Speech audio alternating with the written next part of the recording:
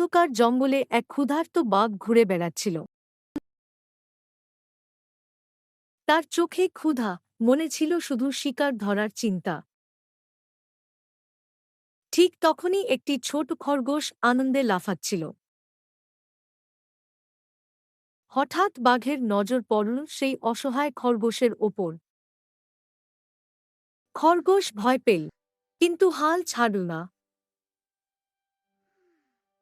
সে সাহস করে বলল, এই জঙ্গলে আরেকটা বড় বাঘ আছে। বাঘ রাগে গর্জে উঠল, কোথায় সে? চতুর খরগোশ বাঘটিকে নিয়ে গেল একটি পুরনো কুয়ার কাছে। বাঘ এবং খরগোশ কুয়ার কাছে এসে পৌঁছল। খরগোশ বলল, ওই দেখো, তোমার মতো একটি বাঘ কুয়ার ভিতরে। বাঘ কুয়ার ভিতরে তাকিয়ে অবাক হয়ে গেল। সে দেখল এক ভয়ঙ্কর বাঘ তাকিয়ে আছে তার দিকে। বাঘটি তখন গর্জে উঠল,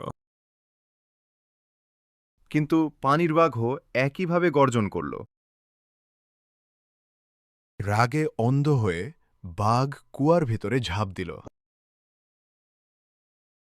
জোরে পানি ছিটকে উঠল চারদিকে।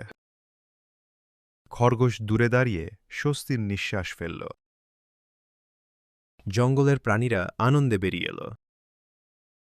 শিক্ষা শক্তি নয়, বুদ্ধি আসল শক্তি।